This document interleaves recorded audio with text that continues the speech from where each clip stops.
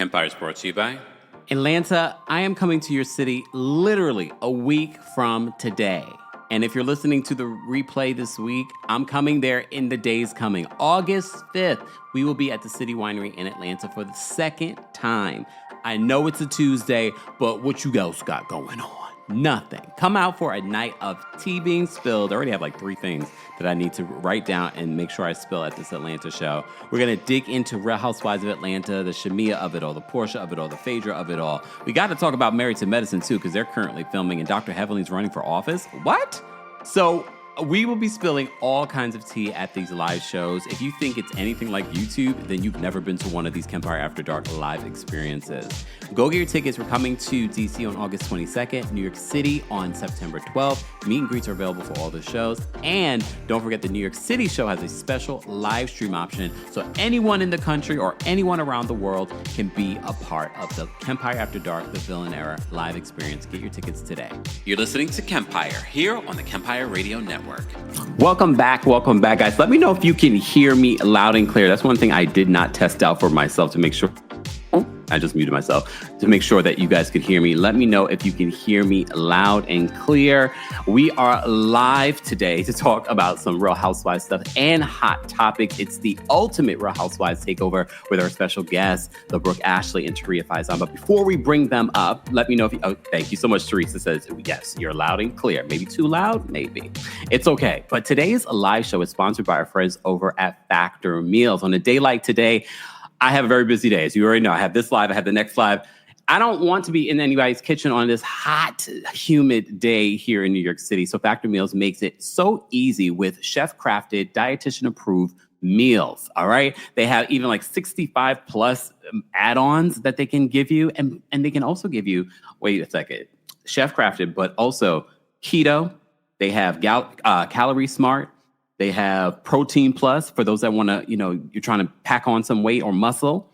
They have you covered. But of course, we have you covered with a discount. So Factor reminds us between busy schedules and summer plans, sometimes all I've got is a couple of minutes. Factor helps me eat smarter with tasty chef prep meals that are dietitian approved and delivered right to my door. And now, with more than 65 weekly meals made for how I live and what I like to eat, I've got even more ways to fit in a real meal wherever the day takes me. Eat smart at factormeals.com/Kempire50 and use code Kempire50 to get 50% off plus free shipping on your first box. That's code Kempire50 off at factormeals.com/Kempire50 off for 50% off plus free shipping. Get delicious, ready-to-eat meals delivered with Factor. Head on over to the description for more details on how you can get a discount. And of course, let's get into it because we have so much to unpack, so much to talk about when it comes to Real Housewives, from Real Housewives Orange County, Miami, and Atlanta. So I had to bring the gang back together. Oh, I froze. Please hold. Mercury retrograde. What in the hell? But I'm glad it happened that way. Okay, let's we're going to get back in. There we go. But at least I know how to fix it real quick, right? Come on. Anyway, so I brought the gang back together for our Real Housewives takeover. First up, we're going to bring up the incomparable Brooke Ashley to the building. Hey, Brooke Ashley. Hey, Kempire. Hey, everybody. And the host of the What Else Is Going On podcast, a.k.a. Trina, but her real name is Taria. What's going on, lady? Hey, Lottie Dottie and everybody. What's going on? First of all, ladies, I don't know if you saw it. The other day, someone actually sent in a super chat. So when is the gang coming back together? And I said, soon. We've been talking about it. Lord, get out our business. I think Brooke and I should have been introduced with that TikTok song, A Black Girl and Her Braids. A Black Girl and Her Braids. I don't have any braids. No, I feel left out. Me and Brooke will go in on a lace front for you with braids and see how it looks. We got you. I don't think I would look good with braids. It probably look more like Milli Vanilli. Remember that? Girl, you know it's true. That was them, but not them, but them, right? Okay. Ladies, yes. I love that song, but that wasn't them. But ladies, before we get into any of the hot topics in the Real Housewives conversation, what have you both been up to? I'll start with you, Brooke. Just traveling, having a really Sexy summer. It's been a good summer. Hey, you hear that? I heard. We've been enjoying it over here, okay? Our texts have been dry. Just one word answers, maybe 3 from Brooke. Hey, sis. Okay, she out. Wow. And if you follow Brooke on Instagram, you saw she was over there in London town for Beyonce. How was that, Brooke? Yes. It was phenomenal. Phenomenal. Were you upset that you didn't get to see the Destiny's Child reunion in Vegas? A little bit, but you know what? I can't complain, right? I can't complain. It still was a great show. It was still a great show. It was still a fabulous show. So, and I saw her twice. So, yeah. I Okay. can't complain. Uh-huh. I saw Miss Tina when I was shopping at Harrods. All that. Okay. Yeah. Oh, that's right. I saw. Yes. Yup. We were in Prada together, so it was fun. Did you go to Prada Cafe? What'd you say? You go to Prada Cafe? I didn't go to the Prada Cafe. Okay. I did everything else. There was so much to do. Oh my gosh, there's so much to do. And Harrods alone. Yes. Yeah, we spent the whole day. So. What'd you buy me? Right. What about your friends? Okay. Taria, what have you been up to?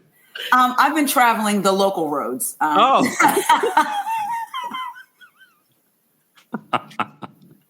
Not the local roads. Okay. All right. No, I've been working. I love, to me, when I see Black girls doing things, Black women doing things. So I've been loving Brooke's stories, being like, that's my sis. I'll be like, that's my sis. I just love when Black people experience joy. No matter where it is you find it. Yeah. Local, abroad, wherever. We have to do more of trying to find our joy in these times. So Brooke makes me smile. When y'all travel, you be having fun. I have a list of things that I need to ask you about offline because I'm going to be all in your business. So like, girl, what you doing? Kempire, I'll put you in the group chat. Thank you. Girl, even though she ain't going to tell us nothing because I know how y'all Tauruses are because I'm raising one. So y'all are like that. But anyway, I went to Atlanta. And I don't even ask. Brooke knows in our text message. I don't even ask. I'm like, hey, how's everything? And I will. You don't see. I'm an Aries, so I'm a push. But I'll leave it alone. I don't get offended. I leave it alone. But I'm like, if I don't ask, because one day she just gonna slip up and say it. So I agree. I think you should still ask because the Taurus, if we're feeling open and we trust you enough, what we want to share, we'll tell you. We will definitely tell you. I do that with my daughter. I make sure it's a comfortable environment, and I respect people's right not to want to share because everything isn't for everybody. Sometimes things are just for you. So, but I was in Atlanta for 12 hours. I had a really good time. Y'all have to check out the Starling Hotel. When I tell you it is cute, it is sexy. It is a vibe. I'm going back just to go to the hotel. It is gorgeous. The staff was amazing.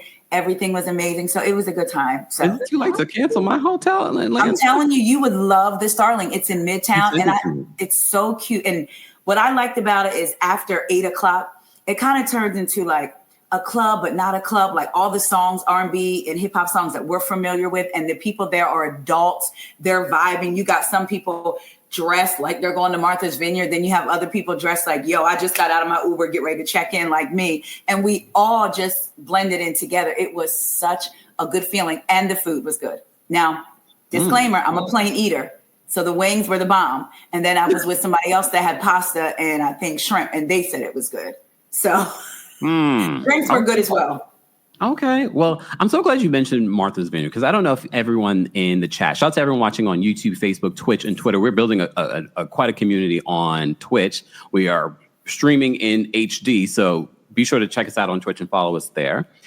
But you brought up Martha's Vineyard. So online, on TikTok, on Twitter, there's been this big conversation about Ralph Lauren's new collaboration in regards to Oaks Bluff and things like that. So I don't know if you both have seen that, but I had not seen it until someone mentioned it to me, and all of a sudden they're listening to us. It started popping up everywhere. I want to start with you, Brooke, because I thought of you immediately when they were talking about, because we talked about Martha's Vineyard and what Summer House, because it made me start thinking about Summer House Martha's Vineyard and how important that show right now would be if it was still on. But what were your thoughts on this whole controversy? Because it's like infighting within the Black community in regards to, Ralph Lauren doing this collaboration, it being too expensive, or, people, Black versus Block. Yes. Yes. I love the collection. Yeah. For me, it hits home because that was how I grew up. A lot of my subscribers, you've heard me talk about my upbringing. My dad was an Ivy League educated lawyer. We grew up, people consider it well off, right? In the summers, Sag Harbor, Martha's Vineyard. I grew up in Jack and Jill. So that was my upbringing. I always say it was a cross between, I guess, the Cosby Show, but like you had like the fun and like the down to earthness, or a mix of that and the Fresh Prince of Bel-Air, right? That was my upbringing. That's what I was used to. So, and then seeing the campaign, people that who were tapped for the campaign, and you grew up. So that was like home to me, seeing the campaign. But, I'm not surprised about the discourse and the fighting, because there's always been that tug of war. When the Cosby Show first came out, people were saying, my parents told me that when it first came out, people were saying that's not realistic. Black people don't live that way. So there's always been that tug of war. People bringing up Our Kind of People by Lawrence Otis Graham. He was a family friend of ours. And my dad and his siblings were in the book because they all went to Ivy League schools. So, respectfully, I heard a young man on TikTok saying that, this isn't Black people. We don't live like this. He said, we all stole our Ralph Lauren. And what a terrible thing to say. You're equating Blackness to and struggle. And I love the collection. I want everybody to see, especially our Black people, that no, there are Black people who are doing well and they are succeeding. And even if they're not famous, there are other ways to make money versus just being an athlete or a celebrity. So the collection to me feels like home. That's what I was used to seeing. Yeah. I think that it's a great way for other people to see that, no, there is Black wealth, and there is, and Oak Bluffs is not just a trend. It's been in for hundreds of years. It's one of the first places where Black people could vacation. There's so much history there. Sag Harbor and the Hamptons. So I just think that I want people to open up their minds. Black does not equate to struggle or lack. There is Black money. There is Black wealth. There is Black joy. And, I love the collection. So that's just my 2 cents. Yeah, now more than ever, we're seeing more and more wealthy Black people. And I'm sure our ancestors are looking back and saying, like, this is amazing. This is amazing that we set forth this path for you guys, and now you're able to enjoy the fruits from our labor. Right. Taria, what were your thoughts on this whole Oaks Bluff controversy that's been happening? I agree with Brooke. I've always loved Ralph Lauren. I just thought it had a clean, classic look line, and it just was very elegant. And then the way you put it on is like the attitude that it carries too. Like I may put mine on with a pair of Timbs because I love Tim. I have that side too. I like my butters, as we call them in Jersey, my butters, whatever. But I want to be real clear when I say this, and this isn't downing anybody or demeaning. When they talk about price point in this, everything is not for everybody, and we have to accept that. The world does not operate on you and your budget. I also think this campaign is maybe triggering people who aspire to that lifestyle, but don't see themselves making it to that lifestyle. So people are triggered by things that they may actually be insecure about. So if you have a circle of friends or a circle of people that that can afford it and you can't, you're projecting that. Nobody's projecting that on you, but you're internalizing this campaign. So I love the fact that they're showing Black people. One of the things that Black people love to say is, we are not a monolith. We are not a monolith. Then we see something that looks different and it's like, that ain't Black people. Well, how do you know we're not a monolith? Preach. So how do you know? So we need to open our eyes and expand ourselves in different ways, right? Yeah. If clothing isn't for you, it could be something else. I always said, I'm not counting somebody else's pocket. If you have, a $9,000, $10,000, $30,000 bag that you want and you can get it, get it, right? But it's just not for everybody. And I'm not going to come for the neck of the next Black person because they can't. How about asking, sis, what you do? Because I want to be traveling and doing things. What is it that you do? How can we network and support each other? I am all for seeing Black excellence. And we got to remember, Black excellence, we also always equate it with money. It doesn't have to be that. Sometimes for me, Black excellence is waking up today with a smile on my face and saying, God has got me and my family today. Yeah. So it's all in how we interpret Black excellence as well. And I love this particular visual representation. Yeah. And you know what? And the thing is too, with this whole situation, I don't feel like anyone's wrong. I feel like you should express how you feel so that we can start having this dialogue. And remind you, the reason why there's a lot of this infighting amongst Black people is because it's rooted in racism. All of the texturism, the colorism, all of that's rooted in racism. That is what they want. They want us to have a dialogue that's going to, not even dialogue, an argument, that discourse that's going to separate us. We could still have the discourse. We could still have the argument saying, like, I don't like this. I think it's too expensive. That's fine.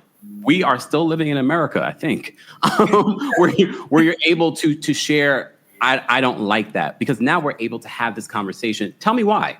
Why don't you like that? Why do you feel separated from that? May I just add one quick point? Yeah. I agree, but when you have people saying that all Black people, stole to get the designer, that's when I'm like, okay, the conversation needs, like, that's where you've lost me. To piggyback off of your point, Taria, I think that people are triggered because it's jealousy. And people get mad when you say that. But I mean, we say that we want to see examples of, Black people with money, but then when you see it, you get mad. And not to bring it back to, Potomac, that was a big reason why people were mad at Candace. Yes. Because Candace grew, let me not go there. But I guess what go there. I'm with you. Housewives Takeover. Go ahead. But no, I guess my thing is I get very annoyed.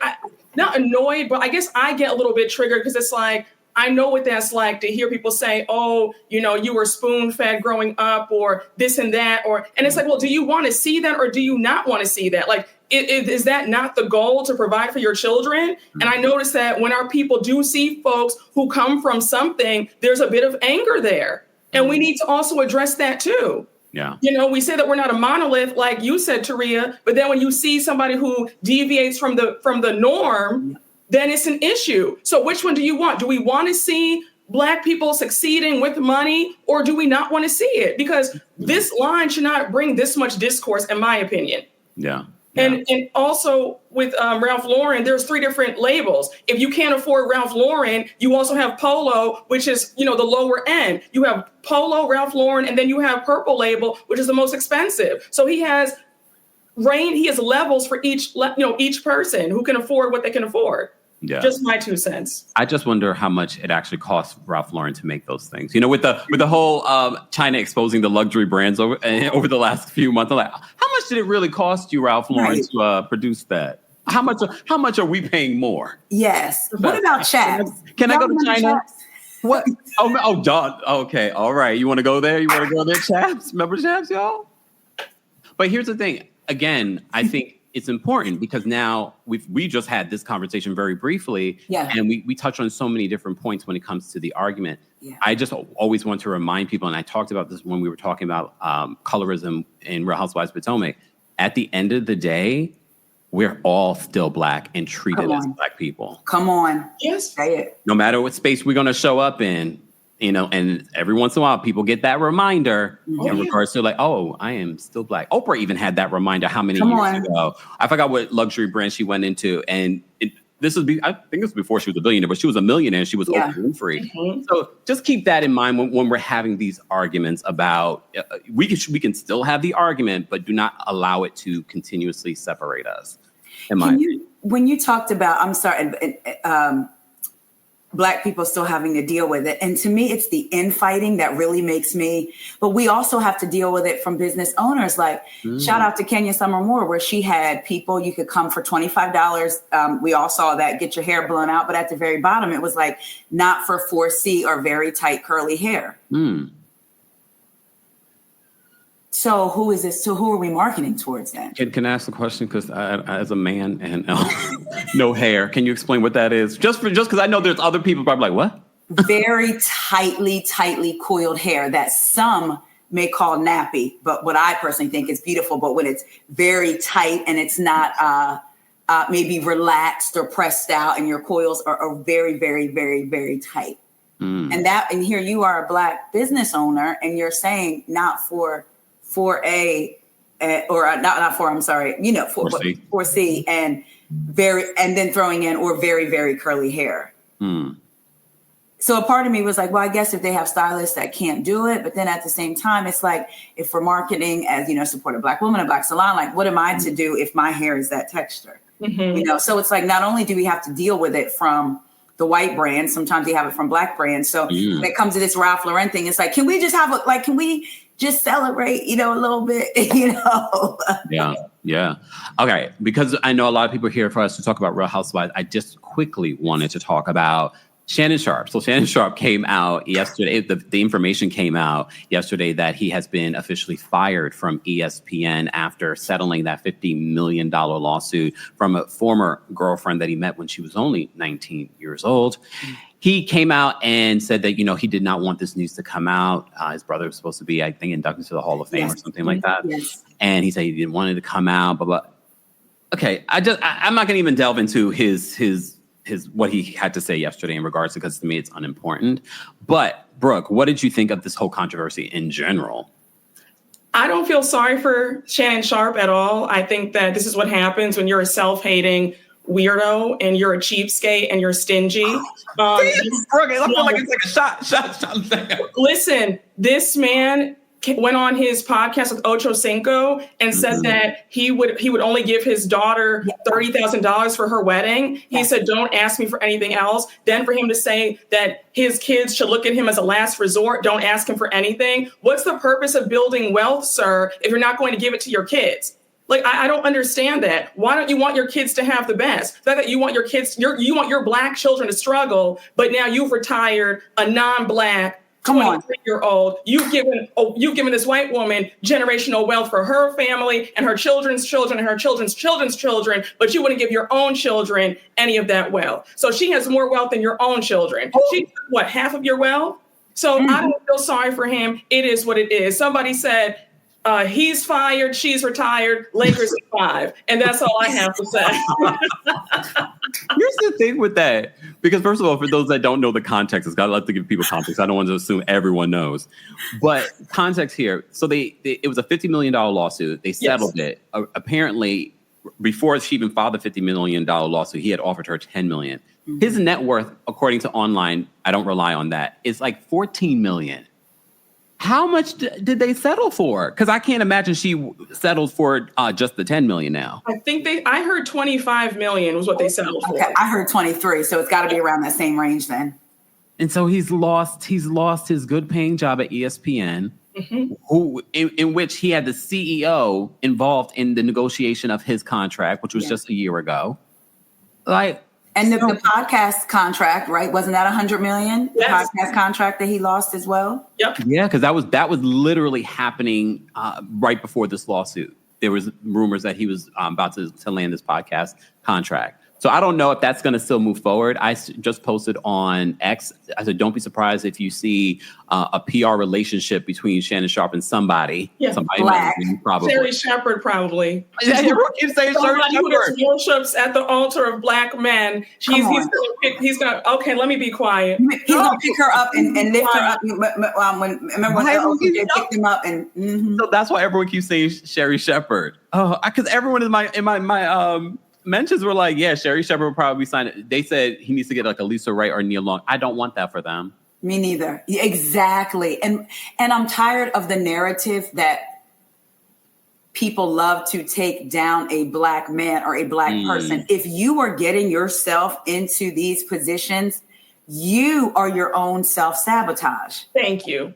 Period. Cat Williams told you they're going to take you down in a weekend, and look what happened. And then took half your money. Brooke said everything I wanted to say about you didn't want to give your daughter that, but now you had to give another woman, 10 times that amount and then, or 100 times that amount? Yeah. And now the kids have nothing anyway.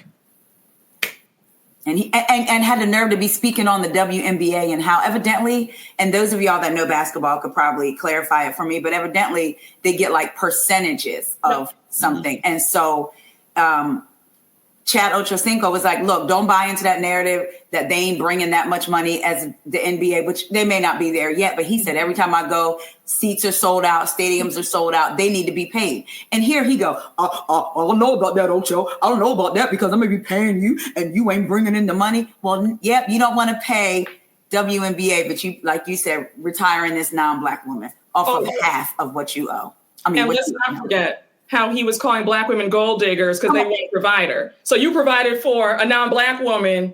You set her up for life, but you're calling a Black woman a gold digger because she's going to go half on the bills and you're a millionaire. Got it. So now I don't feel sorry for him at all. That man, I don't feel sorry for him. I could say more, but I'm going to keep it cute for your line, Kempire. We'll talk more about offline because there's some of the stuff I was like, he said that? Yes. Oh, yeah. And He is. Sometimes I can't, I'm very sensitive to voices and stupidity. So I really certain people I just can't listen to. Yep. Okay. I get it. Speaking of which, did you guys see at least the clips from the Chantel Christie interview with Carlos King? Yep. I have decided right now in my life, and maybe a few years ago, that when I feel something so deeply and strongly, like if I could reach through my screen and snap you, I then don't expose my emotions to it. So I have not seen it. I've seen some clips, but I have not watched. What is your perspective, though, on what played out during the season of Basketball Wives in regards to Jackie Christie and her daughter? I want to know. I firmly believe, and I'm going to put this out there, and I hate when people, I feel like as content creators, sometimes we feel like we have to give disclaimers, but we do, right? We're not saying that that Jackie has been a perfect mother. That's not what we're saying. But when you go back and watch some of the old Basketball Wives and how her and Chantel discussed their relationship, but Chantel was defending her mom. Yes, she talked to Laura and all of that. She was also talking to Laura on behalf of her sister, right? So let's say they had the worst of the worst. Fast forward. Watching Jackie, I truly believe Jackie thought they were straight on this season. Yeah. Like she was confused. She was confused. And Chantel could never directly say, this is my problem with you, Mom. This is my problem with Maria, I'll tell you this. Based off the interview so far, I haven't gotten to watch all of it. I still haven't gotten to the root of the problem. Because to me, even if she were to say, Mom, when I'm around you, I'm still struggling with the things that I went through as a child. And she's not even doing that. And I don't care what nobody says. I'm sorry. She also said in the interview, her issues with Jackie have nothing to do with her childhood. Okay. So what are they? And so then what you do is come to my job? Because the only reason that you are here, honey, they wouldn't be looking at you as no basketball wife unless your mama was here, whether you think I'm crazy or not. So to come to my job and approach me about talking about, am I still talking? Did you not talk about Brandy to me? Excuse me. Let me tell you something. When Jackie, I know people say we don't condone violence. We don't like violence. I'm not saying any of that. I'm saying sometimes the question is violence the answer? And the answer is sometimes for me. So Chantel got everything that her ancestors had in store for her when she put her hands on her mom. How dare you? How dare you? That's where I stand. I'm with Jackie. I'm not team anybody, like team Jackie, but when all this played out and watching it, because see, some people aren't watching the season. They're just remembering hearing Jackie was a crazy mom. So they're immediately jumping to Chantel's side. They didn't watch the season. Yeah. So watching the season and everything that's played out, I am with Jackie on this. Brooke, what are your feelings on this whole Chantel and Jackie situation? I feel like my feelings are all over the place. Let me start off by saying I stopped watching Basketball Wives a long time ago when the whole OG stuff happened, right? When OG ate Evelyn up, which was iconic. But anyhow, I digress. Have her pat in the puss. Yes. I'm haunted by that. I stopped watching then, but I always thought that Jackie was just like just a terrible person. I with the stories about her following Doug around because she was worried about him cheating. My whole thing with that is, if you have to do that, is that really love? If you have to like keep an eye on somebody, that's not really love. That's not love. That's I don't. And people think that they're couple goals. I don't think they're couple goals at all. She's pretty much stalking her own husband to make sure he doesn't cheat.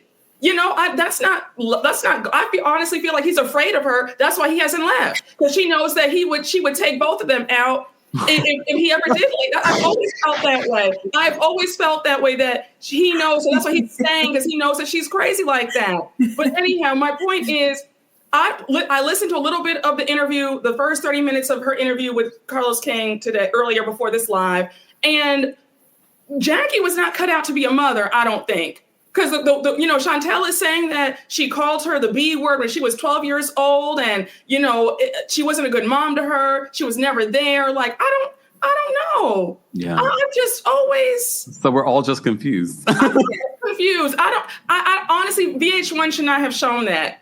VH1 that's disturbing. I hate how it's become a meme now of Jackie knocking her daughter out. I don't want that. It's very unsettling to see that. I just. Mm-mm. And can we add to the layer of First Lady Shawnee? How are you operating in a capacity as a First Lady, knowing that all of this was going on? Remember when there were fights before and people started like with OG and all that, and then she went and had that scene with the pastor. How should I go about this? You are a mother, Shawnee. You have daughters and sons, and you didn't think to say, y'all, this has gone too far. Jackie, Shawnee has known Jackie for years. She knew about the contentious relationship, and you were okay with that playing out on TV and being a part of it. And then you'll turn around on Sunday morning and have probably a mother, daughter, husband, and wife come sit and get your counsel, I'm sure. Come on. I hated all of it. All right. Let me just say thank you. We had quite a few super chats, guys, just joining us. We brought the gang back together for the Real Housewives Takeover here on the Kempire channel, featuring our girls, the Brooke, Ashley, and Taria Faison. More information on them and everything that they have going on will be available in the description. Don't forget to like the video, and don't forget to follow us on all platforms, including we have quite a few people watching on Twitch today. Be sure to follow us there, twitch.tv/TheKempire. Robert, thank you. Robert, yes, thank you so much for the super chat. Robert says, the three of you together is gold. Positive energy is so infectious. I sound like a broken record, laughing out loud, always praising you guys, but I genuinely love your content. Thank you so much, Robert. We appreciate that. Thank you, Robert. CM, thank you so much for that. CM says, thank you for being a member. CM says, in regards to Kenya, that was one hairstyle with low heat. She has done 4C hair blowouts on the page. Thank you. Okay. CXN, thank you so much for the super chat. CXN says, I'm late, but I'm here. Much love to my face. Better late than never, right? Deborah, thank you so much for being a member as well. I'm loving this live. I love you 29 months. Thank you so much, Deborah. Zoe, thank you so much for the super chat. Zoe says, Brooke, Ashley, please never stop talking ever. Thank you. Yes. Foxy, thank you so much for being a member for 29 months. Can we please like this beautiful panel? Foxy. Good people in the chat. Thank you, Foxy. We appreciate you. And Tiara, thank you so much for the super chat. Tiara says, unrelated, y'all about to make me get my box braid game going. Ladies looking cute. Thank you. No. All right. Just a little jealous. Didn't even realize that we were doing the braids today. I would have stopped at the hair supply store, but no. Anyway, all right. So let's get into Real Housewives, but Real Housewives related really quickly. NextGen NYC. So before this show even came out, a lot of people were slamming it, including myself. Like, based off what I'm seeing, I don't find this to be enjoyable. I can understand why people have sort of changed their mind. I can't say that it's still my show. I can't say that I will be recapping it. I will be talking about it on tour, though. Atlanta, I'll see you August 5th. I'll start with you, Brooke. Quick thoughts on NextGen NYC, standouts, what you like, what you want to see change. I think the show is a hit. I think it flows well. We don't really need Ava to come back. Damon Dash's daughter. She didn't bring a whole lot. I mean, maybe they might bring her back. You saw the news that she got evicted from the apartment and the unpaid rent and all that. Yeah. So maybe they might bring her back, but I didn't think she brought a lot. She's the only native New Yorker besides Charlie. Yeah, but you have to bring something. I mean, there were a few episodes that she wasn't in there and nobody, she wasn't missed. But I think that the rest of the cast is a great cast. They're cohesive. Brooks, I'm going to need Brooks to step his game up because he can't be all passive and sitting back and all quiet and afraid of the drama. Either engage or disengage off the show. So Brooks, I'm going to give you a second chance, but you need to bring it if you want to come back and be on the show for seasons to come. But yeah, overall, it's a great show. I enjoyed it. I have to argue with you for a second. Okay. Ava brings Dame Dash. Ava brings Dame Dash, and he is good reality television. He's a hot mess. Yeah, but we don't watch it for Dame Dash though. I know, but you have to even with like Candy on Real Housewives of Atlanta, it was really the surrounding characters that really made Candy like reality TV gold. So I'm thinking Ava, yes, she's like watching paint dry. But those scenes with her father, I'm like, And Brooks, we've given Brooks multiple chances. Real Housewives of Salt Lake City, they thought he was going to be the thing, and he still isn't not the thing. I'm good on Brooks. Brooks, if anything, if I had to choose Ava between not me arguing about NextGen, I'm screaming. Who would have thunk it? If I had to battle between Ava and Brooks, I'm picking Ava. I got Brooke thinking. If you had to choose between the two. Maybe demote them both as friend of the shows. And elevate Shy? Yeah. Maybe just, demote them both. Okay, Taria, what are your thoughts on NextGen NYC? I'm going to be so honest. So the first thing I thought it was really cute. And I was like, oh, this is a good podcast idea, like NextGen podcast, because so how they have the Housewives and then NextGen is their children. I'm an OG Housewives watcher, and now my son is watching NextGen. So it's like, wow. Like ideas. We have thousands of people watching right now. You're supposed to go market that now. Write it down. It's done. I already did it. What is it? TM or whatever. But I said all of that to say, I've only watched the clips because, and I've seen longer clips. I will say this. I think Ariana Bierman is such a beautiful young lady. Yes. She seems so level-headed, and I think her heart, it's her family, right? So her heart just gets so wrapped up in her family, sometimes to the detriment of her own emotional, physical, and monetary health. I love her and Riley reconnecting. I've seen some of their TikToks, and y'all don't judge me, okay? And as Jamie, that's me, says, if you're going to chew me, add a little seasoning. But there's something about Brooks Marks that I like, and I think it's because my energy is not a very calm energy. So I like having people around me that can be calm, because if I am talking to you and getting animated, and then if you get animated, then that's going to send me to another level. And then when sometimes you can have somebody agreeing, but it's just the calm energy, and it's like, thank you. So I think he's like such a beautiful person. Like I want to see him not in the Oaks Bluff ads, but in what?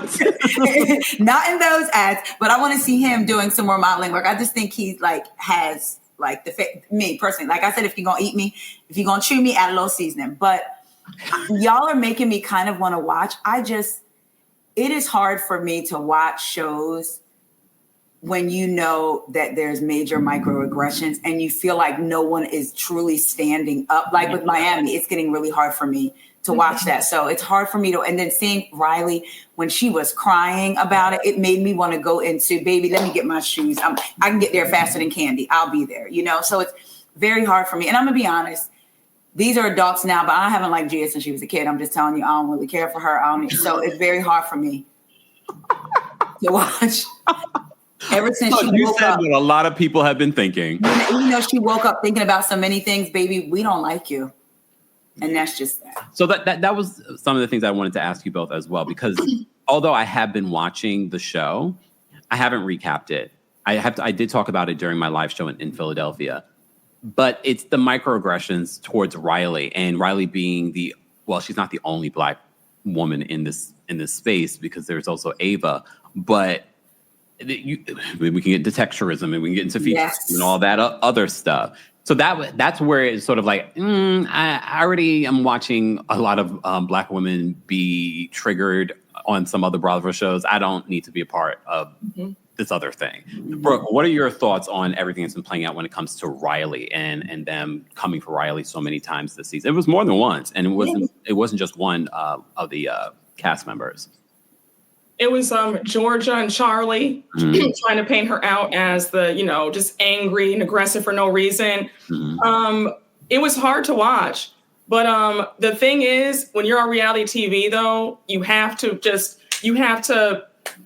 be direct, and if they want to paint you out as angry, then I don't want to say like give them what they're asking for, but I do feel like I want to see Riley just let them know, like, no, we're not going to do this, I feel like if they're already going to test you like that, if it's going to be a lose-lose situation, then you might as well speak up for yourself.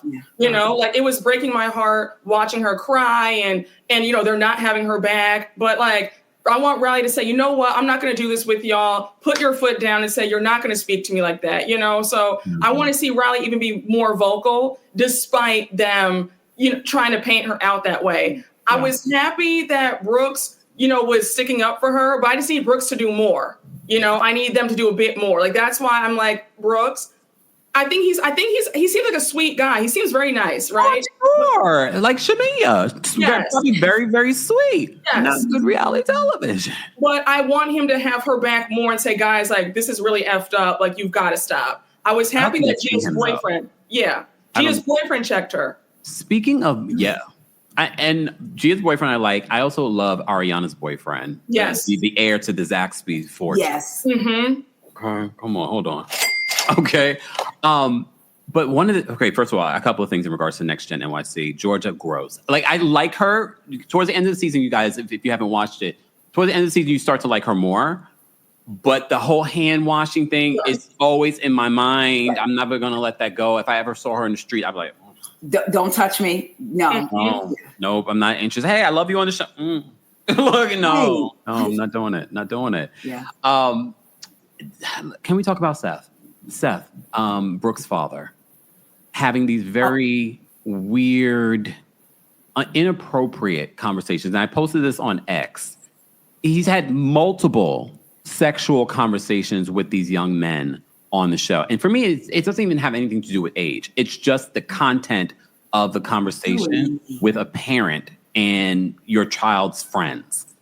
Oh. Taria, I know you probably haven't seen these clips, but Brooke, you watched. What were did it stand out to you? Or it didn't even come out in your It's head? weird because it's like they're talking about something different. Like he's talking about business or they're talking about like, oh, what are you going to eat today? And it's like, oh, I'm going to have, pasta. So like, what position do you do when you're in the bed with a girl? Or like, are you pansexual? Are you bisexual? And it's like, we're just ordering a drink. Like it's one thing. If they were talking about sex, okay. Yeah. But like for you just to bring it up out of nowhere, it's like if one of us just brought it up right now. That's just that's weird. Yeah. Like, imagine if he was having those same conversations with a young woman on the show, one of the girls.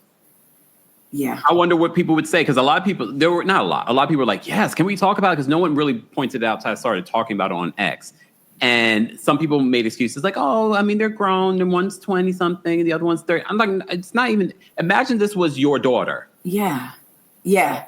I think we would have a bigger reaction, but because it's young men, I think people kind of look at it different. But Seth, I've been saying this since season 1 of Real Housewives of Salt Lake City, has been a creeper. I remember I followed him on Instagram after the first season. And then I was just like, oh, I got to unfollow him. He's weird. On social media. I was like, I got to unfollow him. And the cake with Whitney's boobs. Didn't he have like a cake? Yes. Or just like Oh, and this is why I don't believe that Meredith and him still sleep together or that there is anything there. I don't believe it. That's me, though. That's me. Let's move on. Guys, if you're just joining us, don't forget to like this video. It's an easy and free way of supporting not just my channel, but their channels as well. Will start to show up if you're not subscribed already. Make sure you subscribe to their YouTube channels and their podcast. All of that information will be available in the description. All right. Reminder, because I have to remind you, in less than a week, I will be in Atlanta for the Kempire After Dark Villain Era live experience. That's August 5th at City Winery. Then I'm in DC with Taria Faison as our host yet again at the Pearl Street, DC. That is on August 22nd. And please understand, what we do here is not what we do in person. It is more yeah, we can speak freely. Very free. And it's the villain era too. Oh, it's on and popping. Stay tuned. And then, of course, we're rounding out the summer with the Brooke Ashley hosting us at the Green Room 42, September 12th. That show all the shows have meet and greets, but that show has a live stream option. So anyone in the country and around the world can watch it. Ticket information is available in the description. Let's talk about Real Housewives of Orange County. We're only on episode, 4 or 5? 4 tonight. 4 tonight. Okay. Oh, damn. Why does it feel so much longer? All right. I'll start with you, Brooke. How are you feeling about the season and Katie Janela and her basically being very alienated from the rest of the group besides maybe Jen? So, I love OC. I'm loving the season so far. But this whole mess with Katie, how they want to paint her out as just the villain, I don't like it, because if you allow Tamra to do what she's done for 15 years on this show and there is no smoke for her, then you need to cut Katie some slack. Now, I'm not negating that Katie is a little bit of a weirdo and she doesn't tell the truth. She has a strange relationship with the truth, right? I'm not negating that. There is some weirdo behavior at the forefront, but nothing that she's done tops what Tamra has done throughout her 15 years on this show. Yeah. Period. So I don't like all this. Let's alienate Katie. Let's bash her and say that she's the most evil person when you have Tamra Judge. And let's not forget what Tamra did to Gretchen when Gretchen first came on the show back in season 4. She got her, tried to get her naked, wasted, and tried to get her to sleep with her son who just turned 18. So let's talk about that. So yeah, Tamra, not too much on saying that Katie's the most evil person when you have Tamra. My 2 cents. Taria, what are your thoughts so far on Real Housewives of Orange County? Oh, I'm gonna be honest. I don't know what it was about Katie. I didn't necessarily care for her last year. Now I'm gonna say, because I felt like the whole Heather thing, girl, let it go. Somebody led you down the wrong path. And I also had to remember that somebody led her down that path. She wasn't just doing it on her own. I do think there is a way. Everything is not always a gang up. I feel like in certain instances, if a person has done you, and you wrong, we can confront you together because there's an example. Like, check this out. We ain't trying to be really combative, but this seems to be a pattern of behavior. But I think there's a way they can do that without making it feel like that, without saying, hey, we calling you out and calling you in. But also, I believe it's a deflection, because Tamra doesn't want to be the main after all the backlash she got last year and since she's been back on the show. So I feel like they're using Katie to almost not quite get into their own stuff. Look at Gina, lied all last season about the reason why her and Travis, why he moved out. And then we find out it was something different because she couldn't talk about it. So now we're all going to come at Katie and tell her we did this, and this. And I'm just going to say this. I'm going to say it with my chest again. Everybody's not going to agree with everything. There is something about Miss Emily Simpson that I absolutely, from the bottom of my soul, cannot stand. A lot of people are saying that. And I do believe, I'm not even going to say I believe. A lot of it comes from, I felt like her kind of like thoughts on Black Lives Matter. Then all of a sudden you work on the Innocence Project and you got black men on camera. But anyway, I do empathize, and it's kind of tough because as a mom, I can understand why she's sharing her story, because there could be another mom watching and be like, oh my God, maybe my child has this. I've been looking for it. Yeah. At the same time, I can't stand when they confronted Katie, when Gina didn't tell Katie she was coming. So Katie's speaking to Emily and she's like this.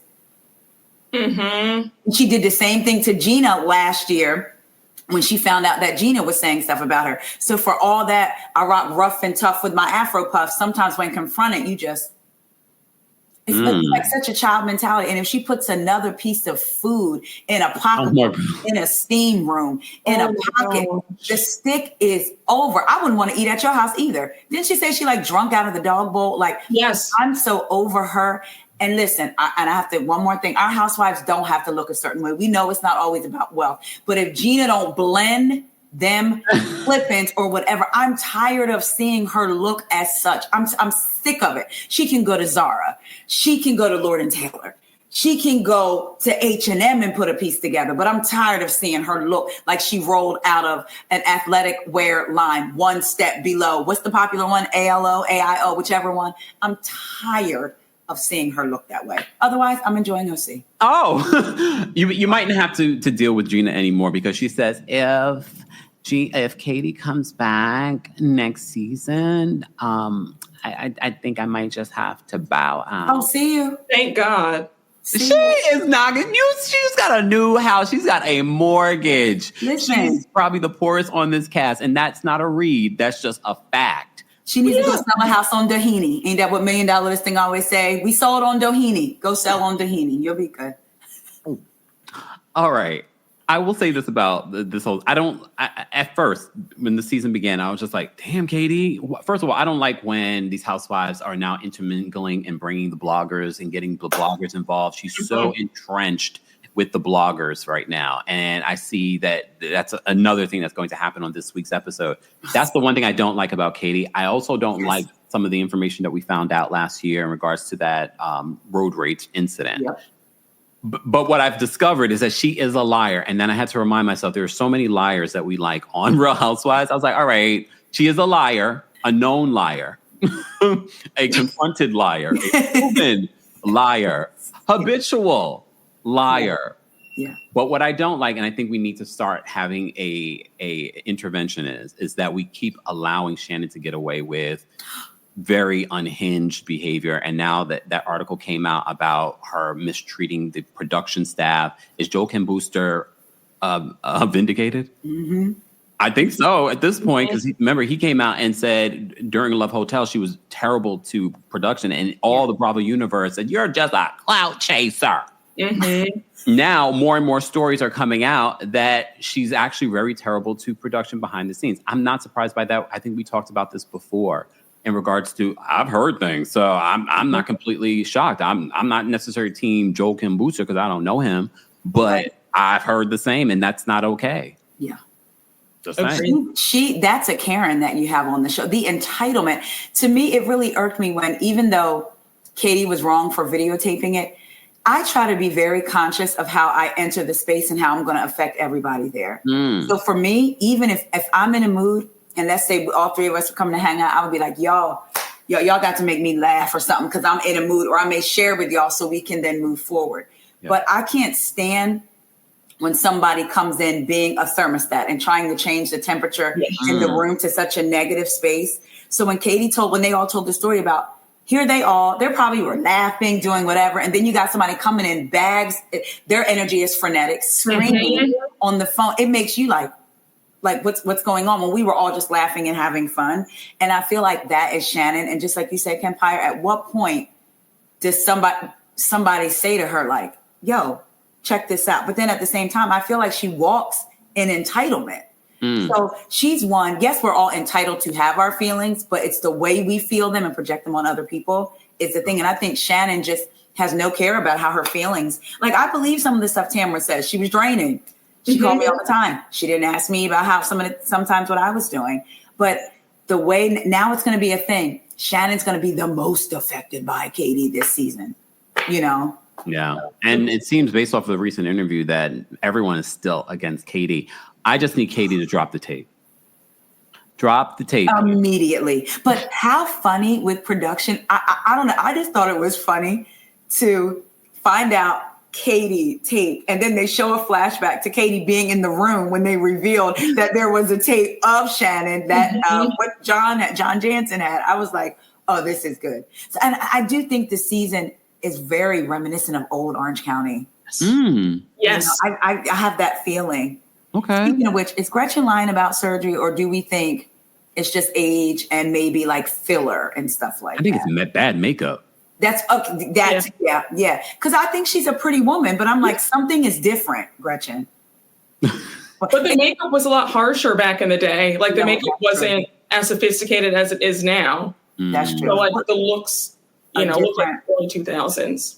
Do y'all want to see, because you know how sometimes we want to see a person confront a person, but then we want them to move on. Are y'all interested in a Tamara Gretchen showdown? Don't ask me, because I'm not that invested in Orange County from the beginning, like the other cities. So for me, it's sort of like, I'm still trying to understand, like, okay, everyone has hyped up this interaction, and I'm like, okay. So I'll go with you, Brooke. Yes, I do want to see it because Gretchen gets her every single time. Like, I think that the real root, if you go back and you watch when Gretchen first came on that show, Tamara and Vicky were so jealous of her. Yes. And that's the real reason why they're having issues. Once Tamara gets rid of her jealousy for Gretchen, they'll be able to be okay. But she's jealous of that woman, and that's why they're in this vote. That's all it is. Tamara wants to be Gretchen. That's the long and short of it. Case closed. That's the reason why they have all these issues. So you think is that why Tamara's now trying to say that Jen is trying to take her life? She's just jealous of the life that Jen is living now? Yeah, I was ready to say that. Yes. 1,000. I think that, do you remember, Kempire, you said you didn't watch, but Brooke, what was Tamara's tagline? Like, I'm the hottest blonde. And remember when she came on because she was like the younger of the ladies, the blonde. And so her tagline spoke to her being like the hottest blonde in the OC or something like that. So, Did you guys notice their new taglines are very similar as well, Jen and Tamara? No. Their taglines are very similar. I don't have them in front of me, but their taglines are similar. Very similar. The energy is similar. And they both have the word hard. Like, she talks about the hard abs, and I forgot what Tamara says. You guys can I'm gonna have to go on. Okay. But I talked about it last week during my recap of Real Housewives of Orange County. Any other thoughts on Orange County? Because it's still early in the season. You ladies will be back on the channel at some particular point to talk about how the season has gone. I'm sure that's when we'll be talking about Real Housewives of Potomac, because it looks like they're about to wrap up their season in maybe a few weeks. Any other thoughts on, are you team Katie or are you team Shannon? Oh, I'm team sideline because I can't pick near one of them. Same. I can't trust one of them, especially that Katie. I'm moving towards Katie, though. I'm moving towards Katie, though. Especially after last week's episode, I'm moving towards Katie. But then I think this week I'm going to be like, not you involving another blogger in the show. And shout out to all our bloggers. Get your money, get your hype, get your clout. I'm all for that because this is our business. However, when the housewives start involving the bloggers intentionally and trying to use that, Katie, first of all, what you should have did was drop the tape. Yes. But how many housewives? Okay, y'all, we've been watching Housewives for years. We've started to see a rise in housewives being aired out by bloggers. How many times is it going to take for y'all to see? If I was a housewife, baby, I would have to have known you for 2, 3, 4, 5, 6, 9, 10 years for me to share. Yes. Like, because we all, I'm sure, have had housewives try to drop information on us, and then you see the information somewhere else. So it's like, oh, they reaching out to everybody, right? So how many times is it going to take for y'all to like, oh, maybe I'm not going to do this. But then again, they want the information out. But not someone like Katie who's having conversations. It's like, girl, you're not like dropping information. You're like having like, girl. Did y'all notice when Katie was, this is early in the season. Katie was like, I ain't got no cert. First of all, she told Tamara, like, I have to go home and check my DMs. Your phone's right there. Right there. Why are we going home? Yep. Why are we going home? Then at the golden door, she's like, it's SOS. Tamara was funny when she said, I would climb a tree to get service. To be like, I didn't do it, guys. Right. And then Shannon, I had to use a landline. There's no Wi-Fi. There's no Wi-Fi, God. Like, that's what I mean about, that's the stuff with OC, the little stuff that makes it so good. And just, I'm excited about the rest of the season. I really am. I will say this, that, for the first 3 episodes for me, I felt okay. And I think I'm grading on a curve because of how bad Real Housewives of New York was. But it's kept my interest. And when I recap, I feel fine recapping. It's not like, oh, God, I got to talk about this damn show today. Yeah. But again, I think it's also because I don't have the history with Real Housewives of Orange County. That's the only city in this entire franchise that I haven't watched the one season of Real Housewives of DC. I just never got into OC. But it's okay. I have since the pandemic, but yeah. He needs to see, hold on to your daddy, girl. Yes. In a little family van. Vicky out when they sent her that little tiny family van where they had 18 pieces of luggage and it was like 8 of them traveling. And Vicky's screaming. She ordered like a big car because it's a family vacation, and they sent her a family van, and she's screaming, I didn't order a tiny van. It was. I've seen the video of that. Yes. In the a little family van.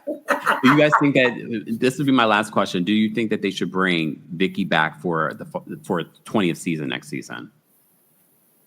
Well. If she's authentically connected to the ladies, don't do it for a figurehead. I know her and Shannon are back cool because they were doing their 2-person show, right? Yeah. But other than that, I'm almost embarrassed for her because she said she would never be a friend of, and then she became a friend of, and then when they told her to leave the reunion stage that year, and she was like, only if she's authentically tied to more than one girl on the show. Yes, Bass Lake. Did you go to Bass Lake? Oh, Kempire's missed some great. What season was that? What season was that? Was that Gretchen's first season 4? That was right? Gretchen's first season. Yep, she was dating. Gretchen was engaged to an older gentleman who had cancer. I do know about that story. Yes. Oh, so that was season 4 when that happened? Yes. And then Tamara tried to get her to go to get her drunk. Yep. And to go into a bathroom with her son Ryan, and she's like, "We're going to get." I just start with season 4 because I started with season 1. We're going to get her naked, wasted. Yeah. Yep. Okay, let's move on because we are pressed for time. Guys, if you haven't already, be sure to like the video. It's easy and free. And don't forget, you can hear an audio version of our live recaps on the Kempire podcast. You can also subscribe to our friends as well on YouTube and on their podcast. All the information will be available in the description. I'm here with the Brooke, Ashley, and Taria Faison, both hosts of our upcoming shows that are coming to New York and, of course, DC. But first up, I'm coming to Atlanta. Go get your tickets today, Atlanta. This is your final couple of days before we do that. Let's talk about Real Housewives of Miami. This is one of the shows I definitely will be talking about. All right, last night's episode, I know you both have seen it, correct? No, I didn't see it. Oh, damn. Well, you're not missing much. You're not missing much because it's pretty much the same stuff in regards to the whole Gertie and Julia of it all. Brooke, what are you thinking of this season of Real Housewives of Miami? I was this close to ditching the show when Gertie got that drink thrown on her. I'm still amazed that I'm even still reviewing it. I think that them all ganging up on Gertie, act like she was wrong. I was team Gertie when she aired Julia out at her event. That's her event. If she wants to air it out, that's her right. I didn't feel any way about it. You don't get to assault somebody and then dictate their response back to you. Yeah. She's lucky. Gertie is going easy on her. She's lucky that she still has all her teeth. Come on. And on top of that, I said, let somebody do that to me. I'm falling out. I'm calling CNN, MSNBC, everyone. I'm having a billboard. I'm throwing you under the jail. Like the way I would have had Julia so hemmed up in the courts, I would have had her losing all types of money. And the fact that you would assault somebody when your adoption process wasn't even finalized yet, I'm not going to, I would have messed everything up for Julia. Have you guys even read the text? I read the text last week for our audience. The texts weren't even that salacious. No, they weren't. Nope. But they just proved that Julia was lying and that she was wrong. Yeah. The end of the day, Gertie aired it out that she's the one in the right. Julia had no right to do this. And then for them to backpedal right now in the press, Alexia saying, I'm on Gertie's side, and I was so in shock about what happened. You're just saying that because of all the viewer backlash about what's going on. Yeah, because in this week's episode, Brooke, Alexia at the table on the yacht says, what you did. No one here at the table thinks what you did is okay. And Gertie was just like, I don't care. Basically, I don't care if you guys thought it was okay or not. I love that. I felt like I needed to speak my side of the things. And she felt as if Julia broke the pact that they had when they sat down a couple of weeks ago and said that we weren't going to bring up our issues in front of the group. Yet at the narcissist party, here's Julia making herself the victim again. Yes. Sorry, Taria, go ahead. What did you Gertie's face when she did that at the party was like, let me tell you, Miami overall, I've told y'all, my body can't physically watch things that anger me. And from my vantage point, people always love to say everything is about race, everything is about race. My perspective through life is as a Black woman. So even if they're not making it about, I'm sometimes looking at it through that lens. And to watch this Black woman sit in front of these white presenting looking women and basically like we're watching Mean Girls and you can't sit with us Wednesday, or we wear pink on Wednesdays, you can't sit with us. and tell her in this episode, nobody agrees with what you did. Everybody thinks that you were wrong. Well, did y'all even read the text messages? Well, no. So then how do you know that Julia is not lying? Nobody is willing to even say that Julia is lying. Nobody has even addressed the water. And that's the thing. It's not even like they addressed Julia in private about the water, which I wouldn't even want to hear that either. But everybody, and this Karen of a woman that probably still has manure underneath her nails because she just came off the farm is acting like she is the victim. And when she's talking to Martina and says, and then she did this, and then she did that. And then Martina's like, oh, she talked about your sneakers. When I went to their royal box, they allowed me in with sneakers. I'm like, what is this conversation? Hey, Bill, hey, Queen Chiva. I was like, what is this conversation? Like, it took me to levels. And when Gertie was at that table standing in all her Black womanness and said, I'm not apologizing. Good. And then she said to Alexia, this was, Alexia and Teresa get the same dumb look when they can't answer. They're like doppelgangers. Gertie says, how did it affect your life? And all Alexia could do was go. Because how did it affect your life? I'm sorry, go ahead. Did you guys see on Watch What Happens Live what Isaac Mizrahi had to say about the incident? He said he was so glad that it happened. I saw that. I saw the clip. What incident that he was glad happened? The splashing of Gertie. He said that lady. I'm so glad that you splashed that lady. What would we be talking about this season? This is what Isaac Mizrahi said on Watch What Happens Live last week. Taria's face. Taria, thoughts? Baby. I'm going to keep it cute and Christian. I can play the clip for you. Please hold. Because, baby. Wait, I have to say something. Yeah. I'm so glad you threw that water at that lady. Why? Okay. I liked her, but otherwise, like, what would the season be? Okay. Well, that's that is without the water throwing. Not the best take. Not the best take. But this literally happened after Julia made this heartfelt public apology. Not to say that I'm falling for it, because you doubled down throughout the entire season, but you were not ready for the backlash that you were receiving in your comment section. That's why you see Alexia changing the narrative now, too. And I think she thought she was going to slide through. Yeah. And I don't even think, sometimes they're not even conscious of it. But they do believe they're going to be believed over this Black woman. I truly, truly, truly think that. And I'm going to tell you something else with this season. I like Stephanie. She's annoying, but I like her. But I hope that she keeps her foot on Alexia's neck, because somebody got to do it. And you notice when Stephanie comes for Alexia, Marisol doesn't really say much. If it was anybody else, she would say it. Marisol doesn't really say much. Marisol is an Emily to me. I've never seen it from Marisol. And I love Adriana be so wrong. So wrong. And she told Marisol she needed surgery on her wrinkly knees. I screamed. Wait till you watch the episode, bro. I'm excited. I'm excited to see it. But even in all that anger, it's still a good episode, though. So it's like you kind of want to look away. The scenes that Gertie are in with Julia is what takes it. Like without those, without all them interacting, which is the show. Yeah. But I love seeing Dr. Nicole. I've always loved Dr. Nicole. I wish Dr. Nicole was a part of this season. I wonder if Stephanie is going to say something to Julia, if her and Julia are going to have a little, because Gertie in this episode, Brooke, meets with Dr. Nicole and then calls Stephanie on FaceTime. And she says, we speak often. And so she turns the phone to Dr. Nicole. So I'm wondering if Stephanie is going to get into it with Julia at some point. Well, Stephanie also said on Watch What Happens Live, she wishes that Gertie would move on. Yes, she did say that. Now you're going to piss me off. But they also did hang out, both Dr. Nicole, Stephanie, and Gertie, after that FaceTime. They went out to the club.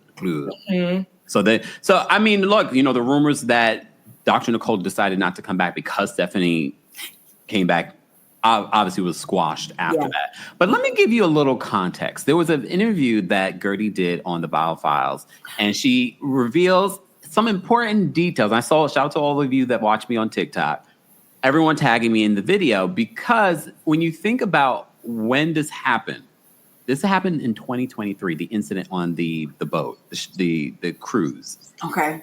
I'm going to play this clip for you guys. And I want to hear your perspectives after I play this clip. And then, guys, while I'm doing that, don't forget to keep liking the video. We're here with the Brooke Ashley and Taria Faison. All the information is available in the description. Take a look at what Gertie said on the Vile Files.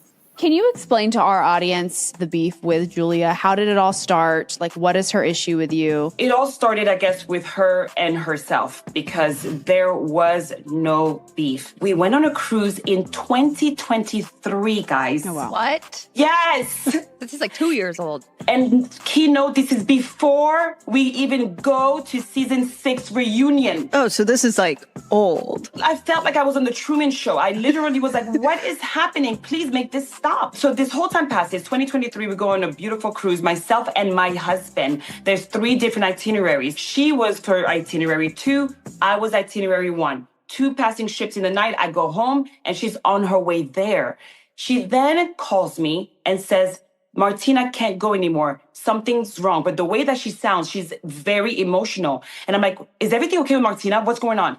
And she's like, no, I can't talk about it now. I'm in glam right now, but I'll tell you about it later. And I'm like, well, what's going on? Like, what do you need? Can you come and be with me on the cruise?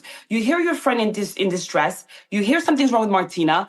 In my mind, I'm thinking that you know the worst. And I'm like, okay, I just got home, I'm packing, but I'll repack. Send me the itinerary. And so we go on the cruise. I hear that I am being placed somewhere else to have dinner alone because there's a private reception dinner that she is going to. Now, her publicist, who happens to be Alexis Bellino's publicist, tells me, we're all organized. Your name is on the list. And I'm kind of like, okay, I guess I don't make a fuss about it. I go to where I'm swung. I go to the place and they don't even have my reservation. So now I'm like, oh my God, how embarrassing. Like, what am I doing on this ship? Yeah. I'm not mad, but I'm just feel like, what am I doing here? And I left my family to be here on this cruise with you.